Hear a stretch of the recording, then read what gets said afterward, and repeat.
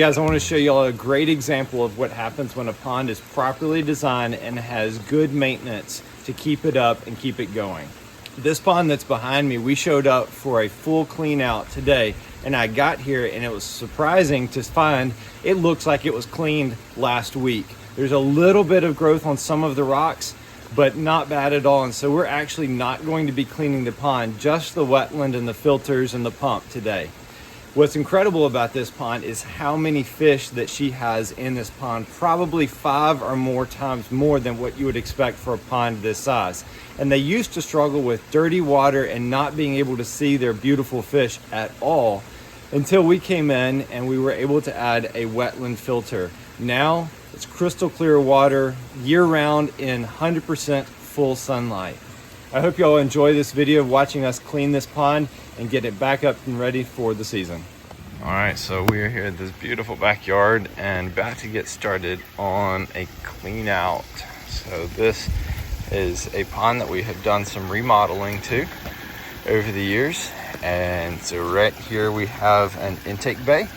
We have a Biofalls 6000 right up there, and then we have an 8x10 wetland up here, which sounds like a lot of filtration for this size water garden, but it is until you realize how many fish we have in here. Previously, they just had a filter, an external filter like a Biofalls over there, but struggling with water clarity. And so we came in here, I think it was about 2 years ago, and installed this wetland. And ever since then, they've had crystal clear water. We do have a little bit of string algae developing up here. But today we're gonna get in here, clean this wetland, backwash it, get that string algae out of here, clean up the rocks in the bottom of the pond, and the filters and everything, and make sure they're ready for another season.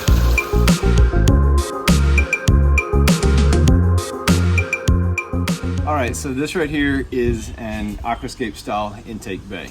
The client was having trouble because the breeding of the fish and having so many fish that some fish were getting caught up in the skimmer and were meeting their end of days. So we talked to them about an intake bay, and there's not really much room. We would prefer this to be a larger intake bay, but this is the room that we had to work with. So we made it work. So down here we have aqua blocks, we have a pump reservoir and our pump vault, and our pump sitting down here. We're going to pull these rocks out and get this cleaned out, clean the rocks, clean it out inside all of that, and then we're going to get down to the pump, make sure that it's clean and free of debris and trash, get the intake bay cleaned out, cover it back up, and get it running again. This right here is our pump access. That's how you can see what the water level is like in some systems if you need to. I forgot we have 2 pump vaults. One drives the wetland and the other drives the Biofalls. Without modification, you can get about 10,000 gallons of flow per vault. You can drill out the back side of the vault to get more flow. We didn't have room to do that, so we had to do 2 vaults here. All right, so this is our pump vault lid right here. So I'm just going to pull that off. Typically in construction, we try to put an aqua block panel between these. That was not done here. It's okay. It just makes it a little bit easier on the spacing when you have 2 of them side by side. So this is our check valve here. Not sure if this one is for the Biofalls or the wetland, but open that up right there, pull our pump, see what kind of condition it's in. So this is one of the client's pumps. Notice we have not cleaned this thing in a year or better, and there is nothing clogging that, no debris whatsoever, fairly clean down there. So we'll stick the pump down in there and suck out any debris that might be down in there. But that's what an intake bay is supposed to do for you.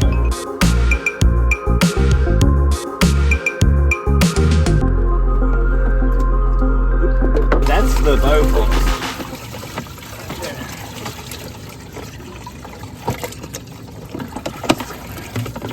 That is a completely clean pump right there.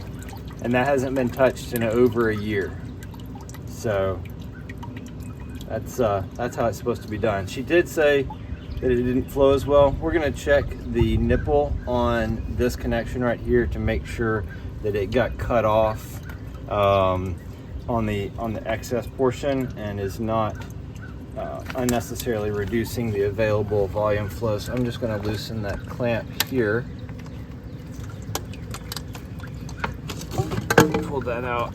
Yeah. So what we can do, it actually won't make a difference.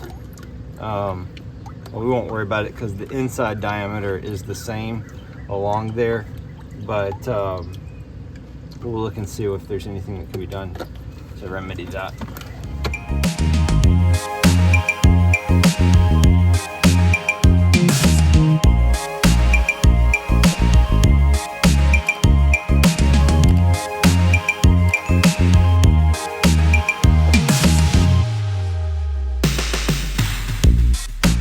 Those are polywogs, bullfrog tadpoles, living in the wetland. So now that the water level has gone down in our wetland, we've still got some more emptying we need to do down here, but what we're going to do is to start by pressure washing this to loosen up the string algae that's here on the top. And then once that's broken up, we're gonna backwash this and get all of this stuff washed downwards.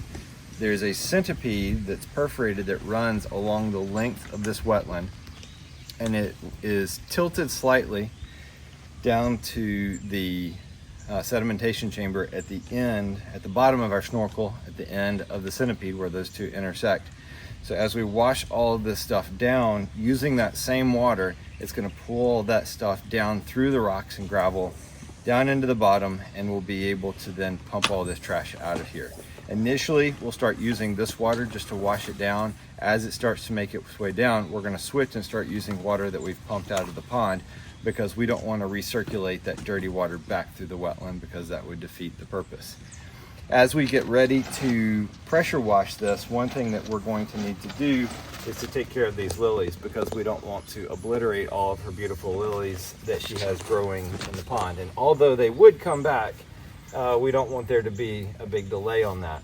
So what we'll do is we'll take all of these leaves and stems as much as we can and bunch them up, and then tuck them back in that corner back there. And then we will just avoid that corner with the pressure washer initially, and then later we can take those and fold them back in and clean that corner out as is needed. But this is the stuff that we're dealing with right there, that filamentous string algae. Gonna get that out of here. It's actually really, really pretty. It's quite cool. You can see it forms kind of a honeycomb, almost kind of net. I don't know if you can see that there or not. But this stuff is fantastic for cleaning water. If you've got string algae in a pond, it's very likely that it is clear, clean, healthy water, because this stuff right here is purging all those excess nutrients out of the water. But in excess, it's not all that fun to look at. So it is great food for fish. Fish love eating this stuff, and coming out of winter, going into spring, it's actually very healthy for their physiology to eat this stuff more than fish food, because it's what nature intended for them to eat. So if you've got a little bit of this in your pond, it's actually a good thing for feeding your fish in the late winter and early spring. So this is called the chameleon plant. It's a beautiful plant. I love it because of all the color that it gives without blooming. So it'll actually work in lower sun environments, whereas most flowers need sun in order to bloom. And so you get this white, pink, yellow, and green on it.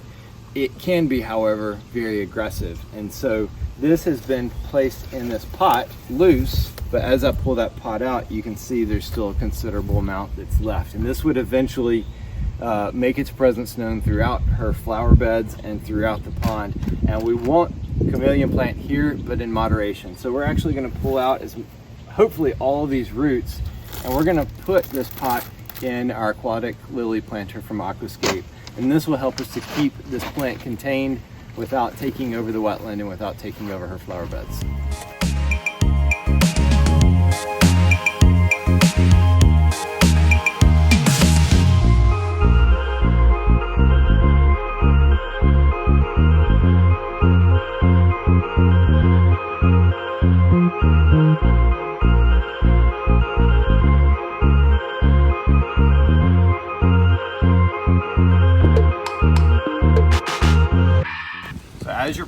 washing and cleaning, whether it's a waterfall, a pond, a stream bed, or a wetland like this, the objective is not to get every rock as clean as the day it was put in. In fact, you don't want to do that. Instead, what we're trying to do is just to remove the excess debris, in this case string algae. If you're in a pond, a lot of times that's going to be sludge, fish waste, and breaking down leaves, that sort of thing.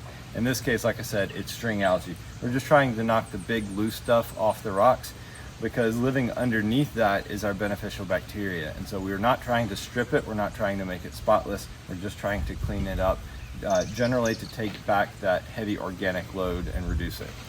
A little pro tip when pressure washing a pond: keep your mouth closed.